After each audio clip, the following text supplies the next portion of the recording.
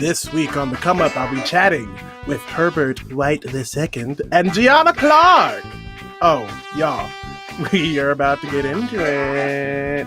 Wham, wham, wham, wham, wham. It's me. That's my face. Hello, people of the world and the Come Up universe. It's me, Nick, and this is The Come Up. I am so excited that you were here for this very exciting final episode before a mid-season break. I decided, hey, talk shows take mid-season breaks, and this is a talk show, very specifically. So I'm taking a mid-season break because I'm tired, and that's valid because I've made a lot of content in a little bit of time. But it's been so amazing. It's been so great. The support has been fantastic. Thank you all so much. I wouldn't keep doing it if y'all didn't keep liking it, and so I'm gonna just keep doing that, and we're gonna be great. So if you will begin to miss me in August, which is totally fine, that happens to people sometimes, I am super excited to announce a come up progression. I don't even know what's happening. This thing happened and it's super cool. I am going to be taking the show to a radio station. I am going to have a show on WJMS, an online radio station based out of Atlanta, owned by a Black woman, super young company. They're about 4 years old, and they like the show. And so we're going to do that. I'm going to be there every week, Tuesdays at 12 p.m. Central Standard Time, 1 p.m. Eastern Standard Time. That is WJMSradio.com. So thanks to Jamie and the team over there for reaching out and for getting the show on. And I'm super excited to like, what is even happening? The radio is so exciting. I just started this thing. It's stupid. Anyway, so this episode is super exciting to me. I have on two folks that I am very energized by. I think that they are super smart. I think that they are the future of this industry. I think they're going to lead us in the right direction. And so I want to check with them and see how's going on. Herbert White II is current heading into his junior year, whatever that means, at Roosevelt University, studying musical theater. And Gianna Clark just graduated from Stanford University with her degree in theater. And I, so much is going on right now. Actually, Elsie Bernadine, my producer, is the one that brought this idea to my mind. She was like, let's chat with some folks that are stepping into the world. How do they feel? What's going on there? And I was like, let's deepen even more and get somebody that's continuing their education. And so that's what I want to bring to you tonight. And they're also Black. Here we go, Herbert and Gianna. Woo!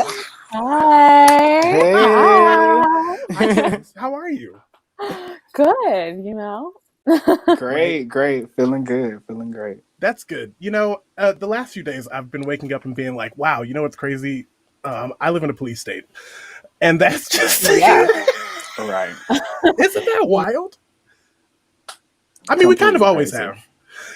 I wake up every morning and it's like, this is crazy. And it just keeps happening. Again, every single morning. And it all feels personal. Yes. I mean, because it is kind of personal, but it just feels specifically personal. But I'm super happy to be here with you two tonight. Oh no, Gianna, you can't hear us. I love a come up technical difficulty. Yes. Hold on, can you hear us now? No. Okay, we're gonna try a thing. You go ahead, leave, and come back. I miss you.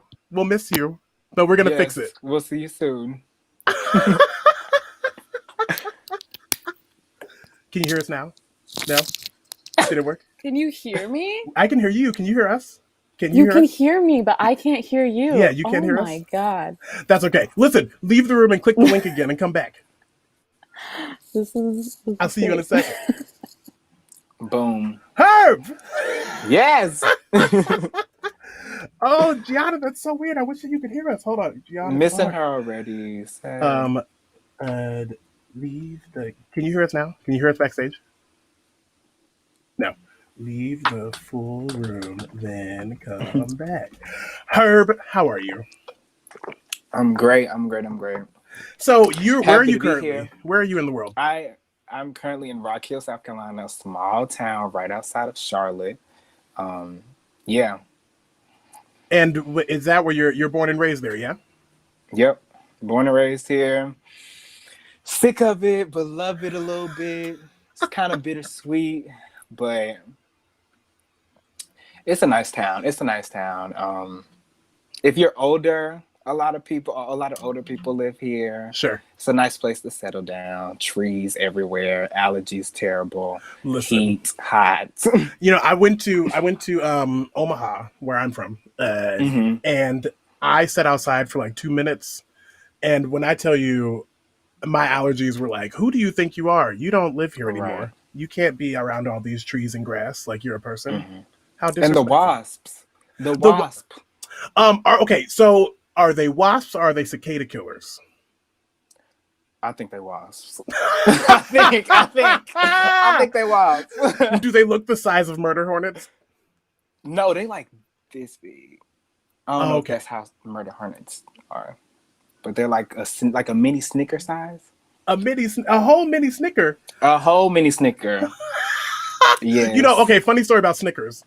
So Okay. I was in Hands on a Hard Body, which, hmm if you're not familiar, is a show about people that want to win a truck. So they're keeping their hands on the Yeah. truck. And I played Ronald McCowan, and Ronald McCowan ate a Snicker like he ate like 15 Snickers by like the first hmm like hour of the time. And so he Wow. was the first person out. So in the Yeah. show, I had to eat Snickers. And I was like, I'm gonna eat 3 Snickers every show. I was like, I'm gonna eat one Yeah. pre-show, and then during the show, and then during my song. hmm Um, and then I was like, maybe I'll just do 2. And then I was like, I can barely do 1. I can't eat Snickers to this day. Yeah. It's That's a ruined for lot me. of Snickers. That's Too a lot many of Snickers. Snickers. It was a long Too run many too. Snickers is a bad thing because like the zebra cakes, I can't eat zebra cakes now either. I ate too many of them. Like that's Uh, just how it be. well, okay. It looks like we have our friend Gianna back. Let's give it a shot. Yes. Hello. Yay! Hello. You can hear us. I can hear you now. Yeah. Amazing. I Praise don't know what break, happened. praise It was break. so weird. I could hear you and then it was nothing. And I took my headphones out. I couldn't hear you. So, Listen, listen. Like I said, technology. this app is wild. Um, We're rolling Gianna, with it. you Yes. are in Chicago, Yeah, born and I am. raised. Born and raised. Grew up in like the Woodlawn area, just south of Hyde Park, and now I'm in East Garfield Park. Nice. So Yeah. why? So I'll start with Gianna. What got you going in this arts world? What was the thing that nabbed you? I do. I was the first grandchild on my mom's side of the family, and I literally think that is what did it. Was they were just so excited to give me attention that I started just performing constantly. So before I had ever been in a play, I was like, I'm gonna be an actor. Like this is fun. So kind of started in that way, and then Mhm. I first started acting at Looking Glass with their young ensemble. And so I definitely credit Looking Glass as why I continue to make performance. Their young ensemble was absolutely fantastic training and is just structured in a way that I haven't encountered or heard of anywhere else. So, like, mad props to Looking Glass for just like getting my little young performing brain going. Yeah, for sure. I like Looking Glass. Yeah. Actually, the last show I saw before the world ended was at Looking Glass. Mhm.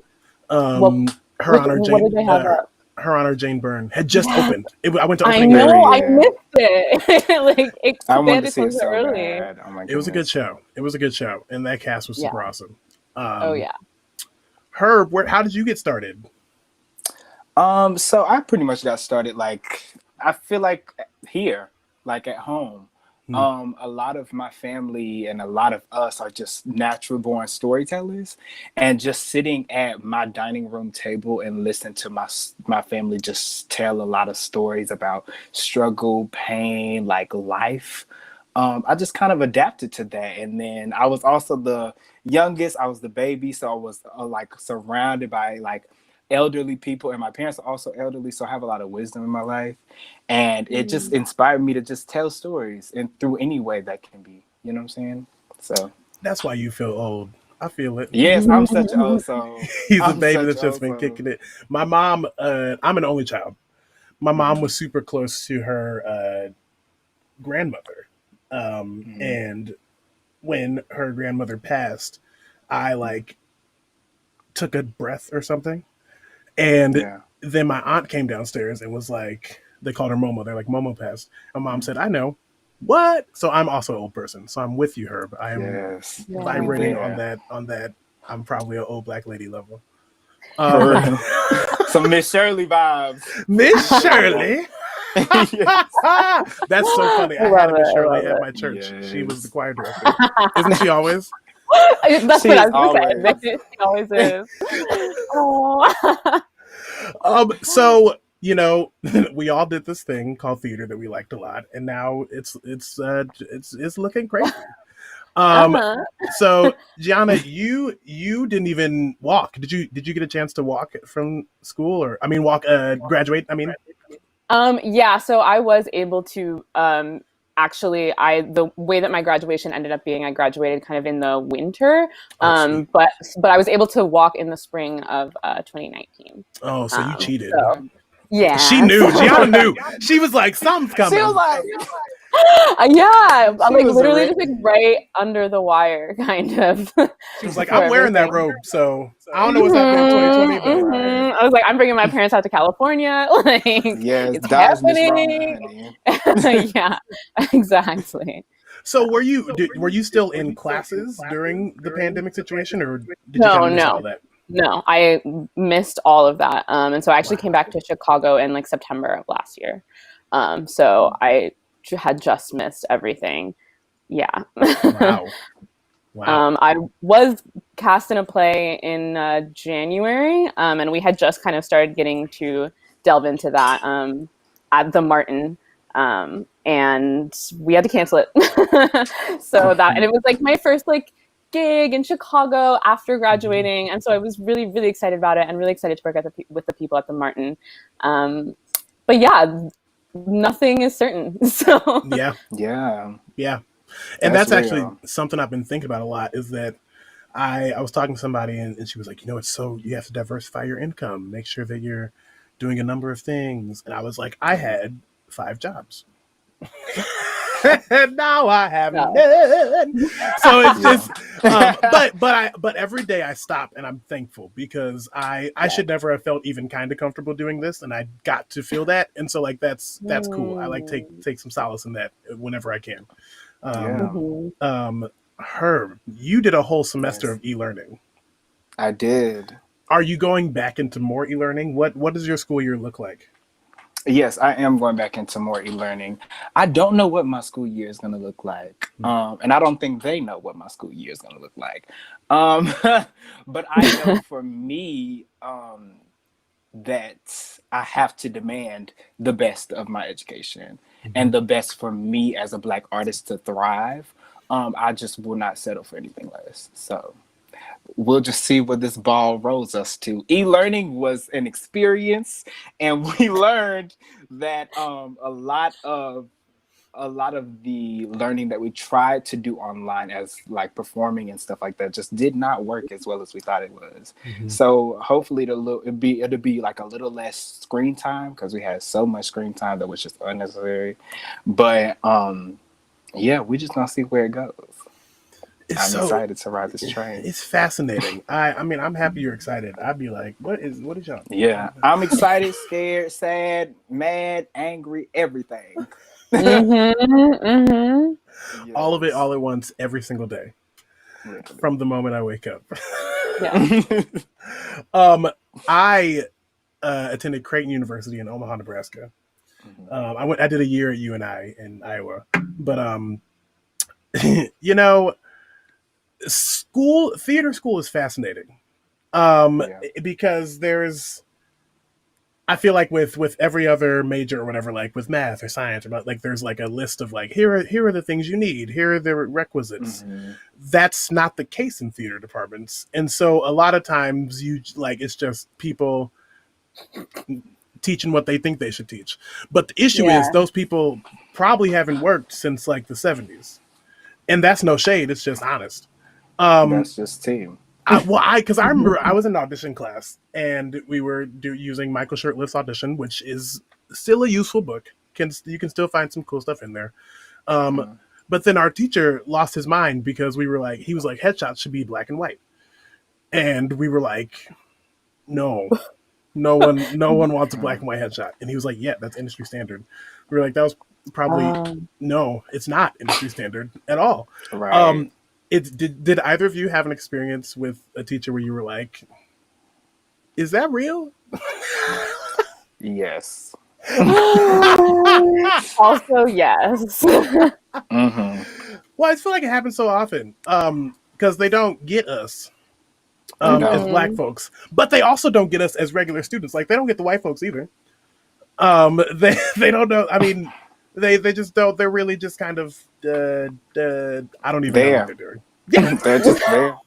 And it's just Yeah. like I've always been that kid to be like the one raising his hand, asking the questions, like that one annoying kid, because that's just how I was raised.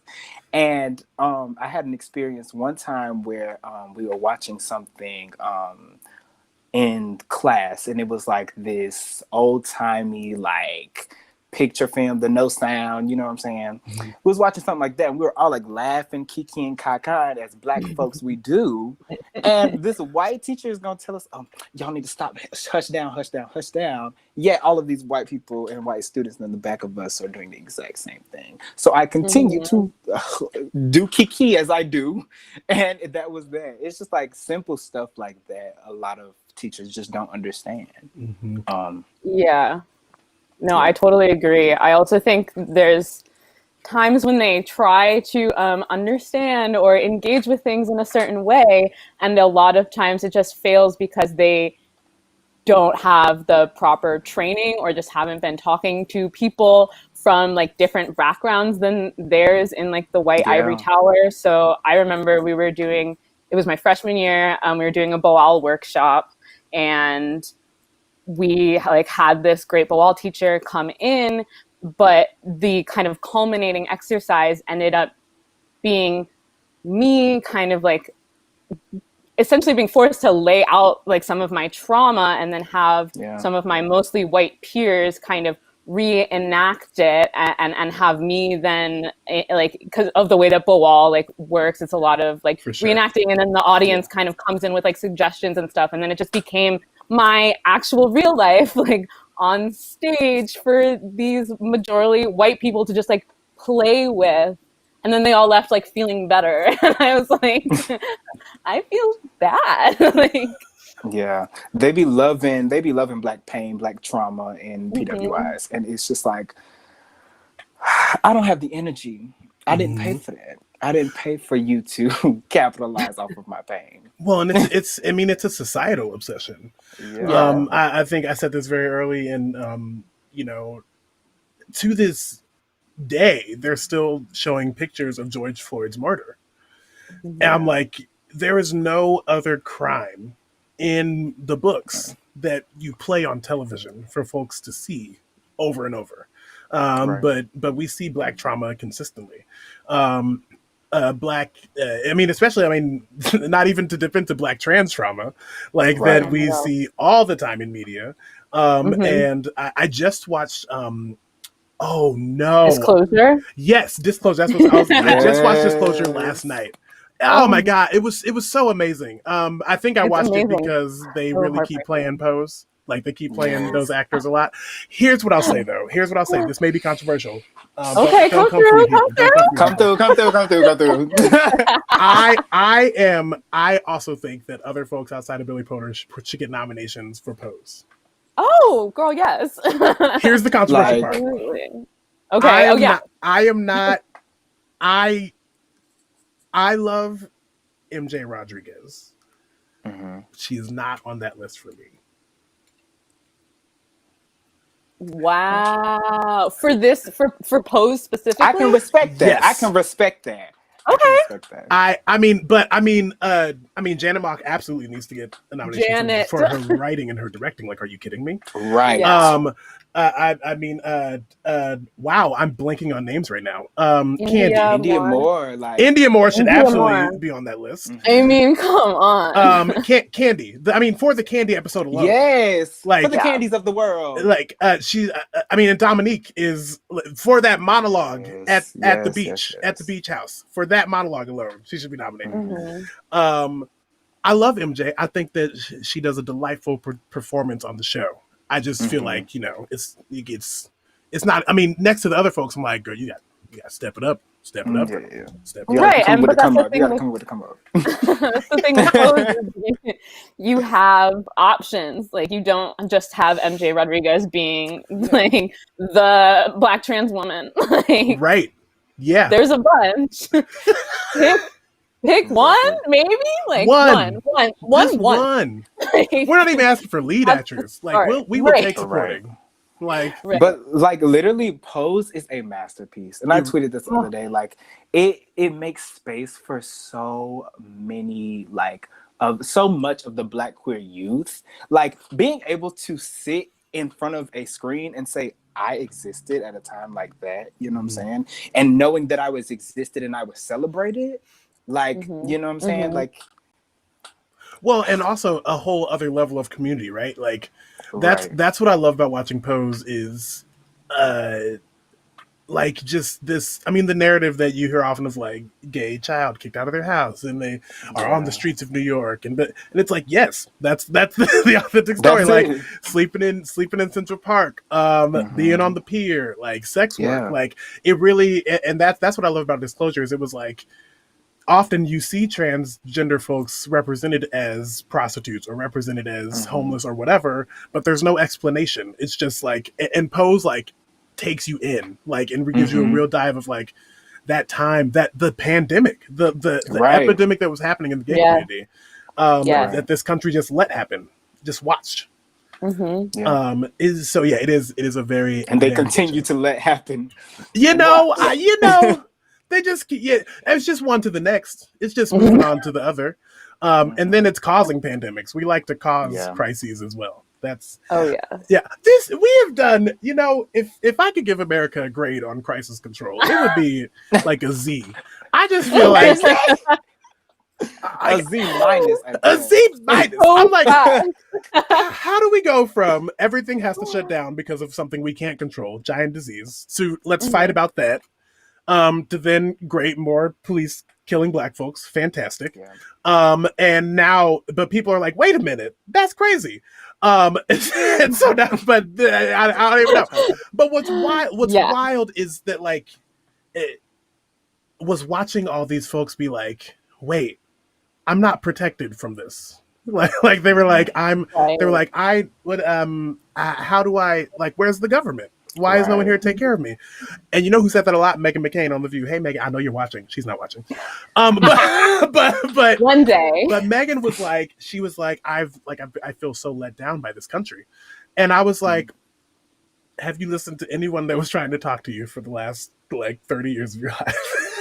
That's Yeah. what everyone has been saying. Black That's what people, everybody- Indigenous people, the queer community. Like Mhm. it's shocking to see people so disappointed and confused. It's like we've been having to create our own infrastructures for centuries because the ones that y'all built don't work. Like for us, because they're not meant to. So like, They're not meant to. They're not. Well, and then- and they love to talk about bootstraps, but like, But I we ain't know got no about boots.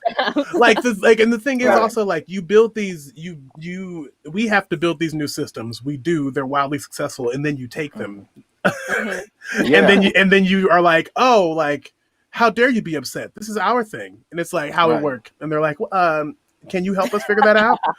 Like, isn't it crazy? You Like the taking cycle, everything from me, literally. Yeah. the cycle. Yeah. Like, and we mentioned this earlier, like people, I mean, did we say this live or I don't even remember anymore. People in our inbox. I'm like, get out of my inbox. Like, I don't, Yes. I don't got time for the inbox. BIPOC folks, reach out. Please keep doing so. I said you could.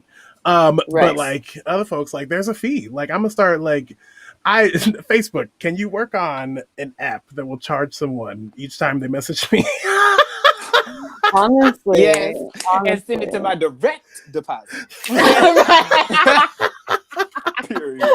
Cut out the middleman right now. Yes.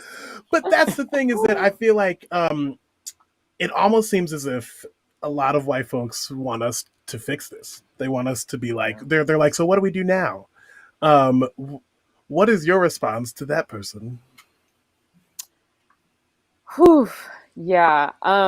It's a hard line for me because white folks need to be doing the work, need to be coming for each other, need to be educating each other, need to be reflecting. And I think that is something that really needs to happen in their communities.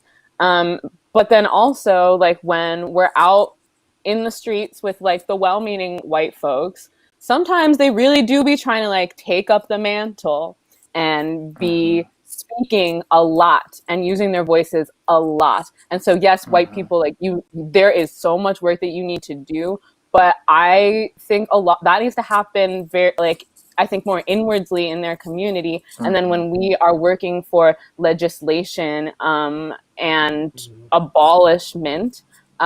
abolition, like, Black voices, Indigenous voices need to be put to the front and need to be amplified. People are speaking a lot right now. Black people and Indigenous people especially are speaking a lot right now. If you're a white person and you're like, oh, I need to write a think piece, I need to say these things, maybe don't. Maybe just elevate a Black voice with your platform. It's really so easy. Like, it's a click. So I guess that's what I would say. Right. She's like, I have a whole word. I have an entire word for you. Yes, a word. A word. That was, yes. Fully. I completely agree with that. Completely. What about you, I'm not interested in holding space for white people anymore.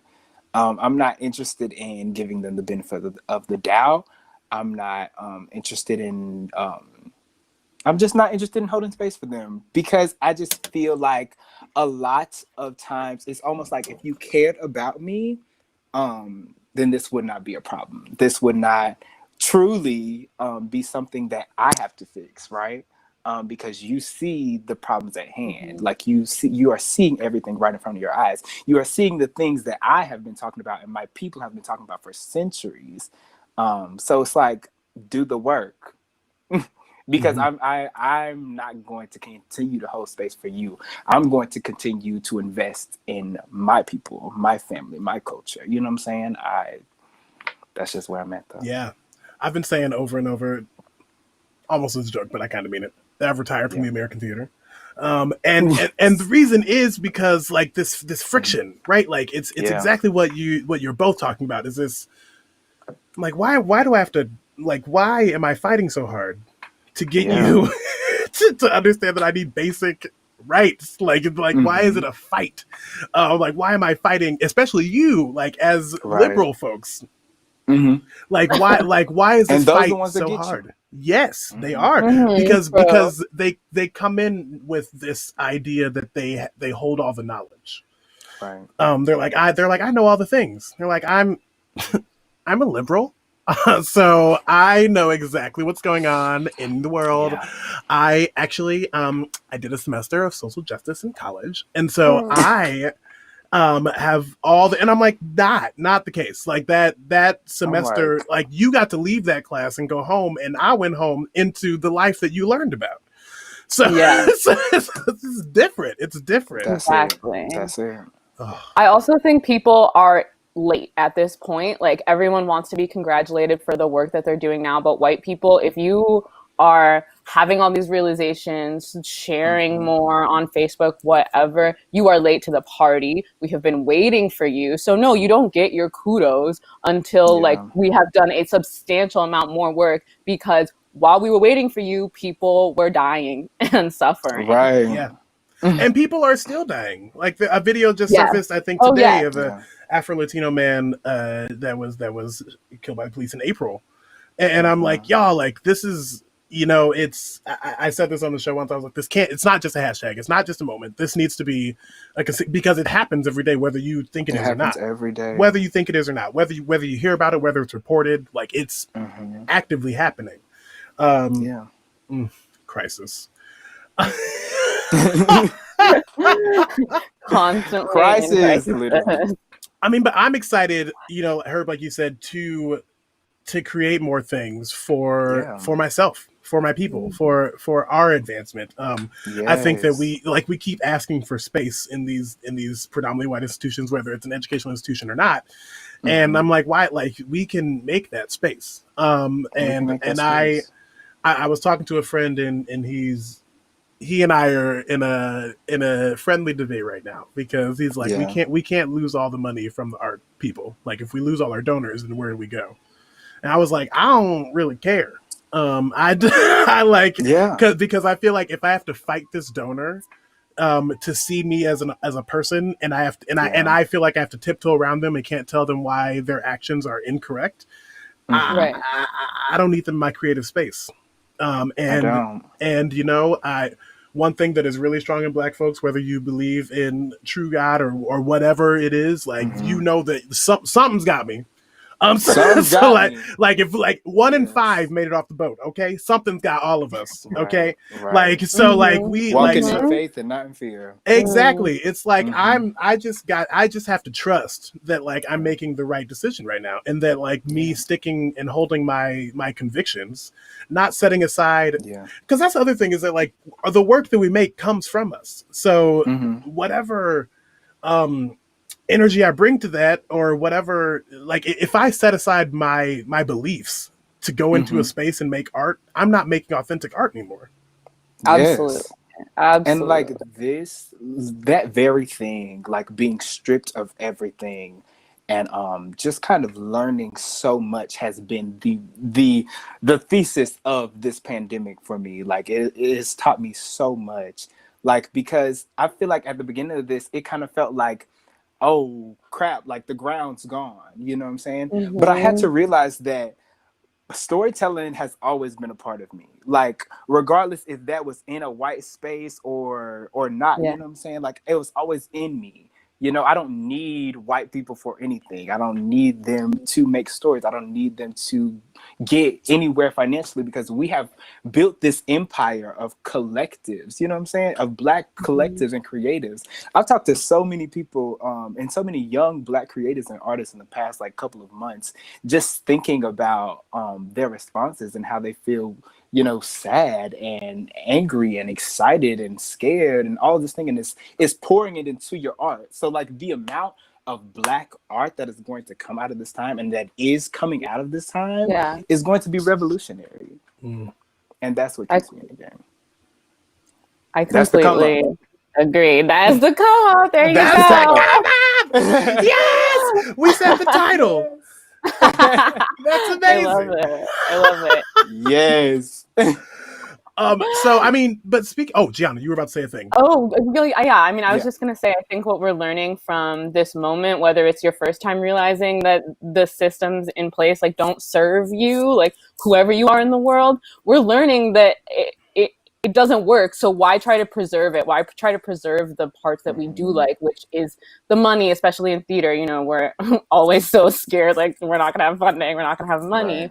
And so then we end up compromising our artistry and, like, our personhood for these things. But it wasn't working. Like, why hold on to these donors if it was creating these systems that we see, like, don't elevate artists of color?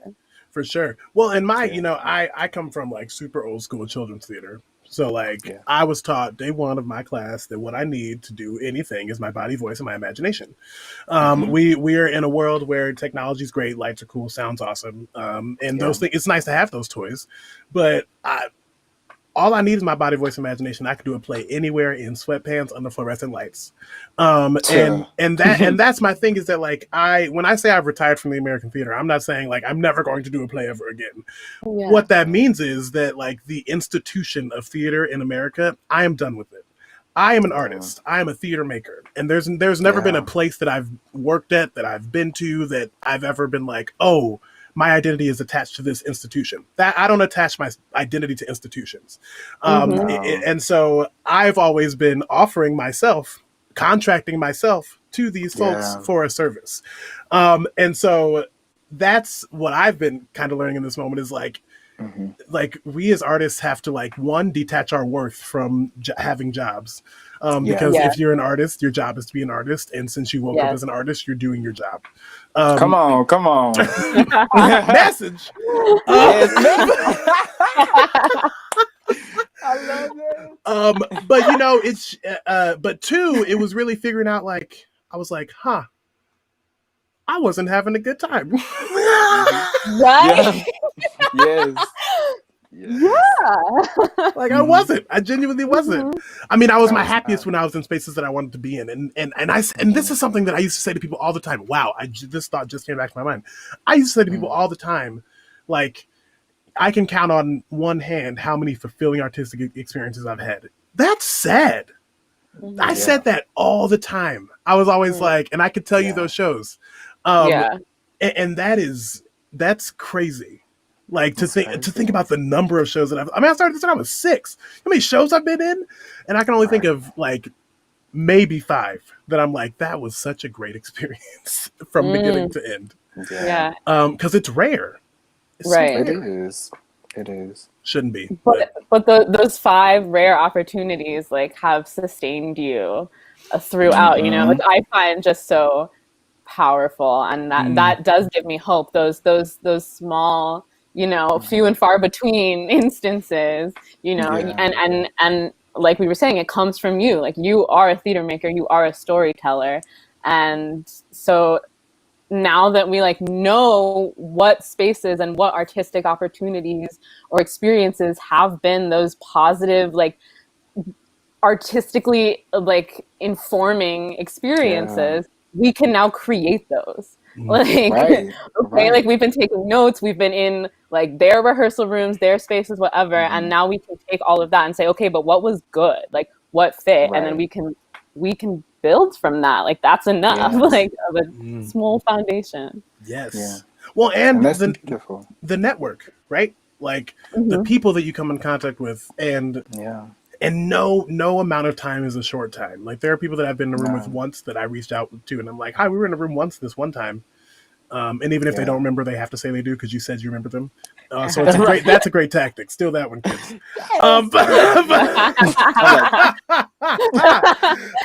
But real talk, like it's the network and the people, because now we Yeah. not only can we create those spaces that we want to see, but we can do it with who we want to, Right. and without feeling pressure to like I don't want to do work that makes me feel like I need to please anyone else. Yeah. It's for me, like me to feel uplifted, for me to uplift my people, for me to tell Yes. stories that I think are powerful and impactful, for me to educate who I want to when I want to. Yeah. So yes, okay, both of you are moguls, and you've started doing exactly what we're talking about right now. So Herb, what did you make? What's your project during the pandemic? So during the pandemic, I've been working on writing. I've been trying to just dabble in playwriting. I love telling stories. I've always loved to write. I think this pandemic has given me that time to kind of breathe into my writer's brain. And I've just been writing a lot. I've been writing, trying to work on some short plays, trying to work on like screenwriting, figure out what that is, like, and how that works and stuff like that. And I also started up Black Uncommon, which is like a multimedia production platform with a couple of my friends, Leah Brock and Sir King. Shout out to them. Um, and I've just been trying to make space as much as I can. So yeah. Black Uncommon. Those What were does that mean? projects. What does Black Uncommon do for the people? Black Uncommon, it kind of inspires and cultivates this atmosphere of Black artists, just of any walks of life. And it celebrates us. It celebrates us all, and it gives us space to just create in a time of where we needed the most, really. Yeah. I love it. We like to have a lot of discussions, a lot of conversations around what it means to be an artist, reimagining theater, reimagining art, like especially right now. Yeah, yeah. Yeah. Gianna, what are you working on right now? Amazing. Well, earlier in the pandemic, me and two of my close artist friends sort of came together as one and became Gems Collective.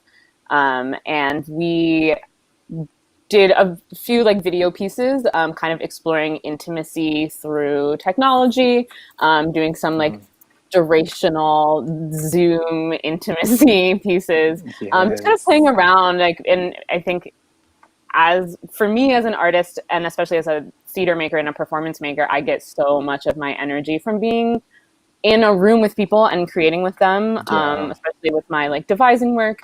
And so we were just sort of trying to explore that in a socially distant age. But kind of since the end of May, I have been focusing more like my day-to-day energies on activism and being out in the streets. And yeah, I think now like there's just so many people making art like to raise awareness and change people's minds and like empathy and all of that is great and amazing. But I think that like we did a lot of that work and of trying to show people where we're coming from and telling these stories. And now is the time for action. Like it's the time to be out there. And so I don't know if y'all would want to like speak on this at all. I have really been thinking about like, should we be making like theater right now? Like when we are been on my mind. This moment in time, like, and theater makers are talented, and I would love to see more of those talents going towards directly like helping activism and movement like out in the streets. Well, I think so. Here's what's frustrating to me right now is that I think that theater has, as we said before, has existed forever, and folks are trying to do it in this bubble of what it needs to be. But if any theater wanted, like really wanted to, they could be doing shows outside right now. Like they don't have to wait for that. But that is a fantastic point, Gianna. Is like I've been having this conversation with folks about like why do we make our work and what like it's so much bigger than just the applause or filling a house or ticket sales, which is always the conversation that it comes down to. It's about our work does not happen in a vacuum. So yes, people are upset when you do Music Man because you said nothing about the issues that are happening in this world, and you didn't do anything in the context of that world to acknowledge the sexism. So yes, we're upset.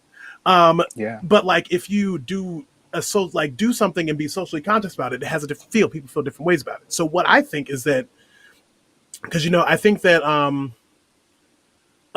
everyone's protest looks different, right? I think that not everyone could be like totally front lines, but what does it look like for a theater to do active work to help folks on the front lines? What does it look like for a theater to as they know that the rally's coming down their street? What can I do outside of this space to add to this conversation? And I feel like we have not been conditioned to, and we're not through our learning at these institutions to think of theater outside of anything except this box that we've put it in. Right. And I think that, yes, artists are everyone is so antsy to get back on stage, but I'm like, can you be antsy to like start a real conversation? Can you be antsy to like create something that can help like move a needle? Like this is we need to do something. Like we're in crisis. We are in crisis, and we need to do something. Yes, that is yes. So that is my thought right there. That's been on my mind a lot. Like just like talking with the creative team of Black Uncommon and just trying to think about reimagining theater. And I'm just like, okay, like you said earlier, theater outside. Like I'm thinking, okay, if we got a whole bunch of theater artists and we out here protesting, we can straight up put our bodies in space and create this theater right here on this street. You know what I'm saying? Like, because we know that actively our bodies in whatever space that be is an act of protest. So why not use our art to then fuel that and help, you know, everybody who is on the front line, you know, and kind of align the two. That's been something I've just been brainstorming about, like how to get there, you know what I'm saying? How to get there on the front line and really push, because those are the two things that we're looking at right now, especially as young people, is like activism and making theater and like being on both sides of that thing, even though they are the same thing. So I think it's just like a mind thing. Mm-hmm. Well, and I got sucked into so many conversations with theaters, and I was like, one of y'all gonna have to give me a salary, because I'm just why it's happening. Right.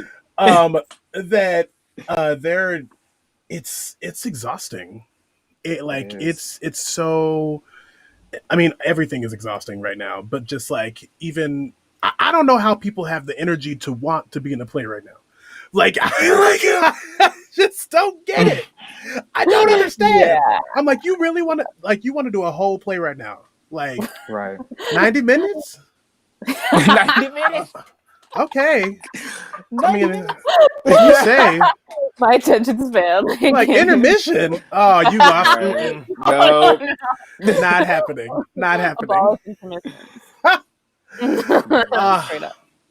You two are incredible. It was so lovely to chat with you. And you know, it's just this is a fascinating time. This is a really fascinating time. I feel like my whole everything I knew has just been like, but you know, it's also okay, because I've realized that I need to make new things, and I need to meet new people. We need to have new conversations. And that is super exciting to me. And y'all are, I firmly believe, like, we have two folks here that are about to like lead us into some dope shit, like, for real. Because you're not walking into this. I think a lot of times as Black artists, we walk into these spaces and we expect a level of support that just isn't there. Yeah. And I think that, though that is a terrible thing to learn, it's better to learn it before you land in the middle of the industry and you're stuck. So you're walking into it knowing that, like, my worth isn't attached to the donor dollars I get. My worth isn't attached to what the PWI says. My worth is my worth is making work and creating work for people and moving forward social conversations. How can I use my body to tell stories to affect change? So I love y'all. That was so affirming. I'm happy you're affirmed. We need some affirmation, because listen, the world's on fire. I appreciate y'all. I'm gonna wrap this thing up. Hang out backstage, and I'll come check with you in a sec. Okay. Oh, what a time, y'all! That's it. That's the first part of this season. It's been 20 delicious episodes of The Come Up. I'm so happy that I got to close out with those folks. So if you're gonna miss me next month, tune in, WJMSradio.com. Tuesdays, 1 p.m. Eastern Standard Time, 12 p.m. Central Standard Time. I'll be there every week giving you some news and playing some of these old interviews. So thank you. Thanks for being here. I will see you all in September. Wada, wada, wada, wada, wada. Huh. Oh God, I gotta take a nap.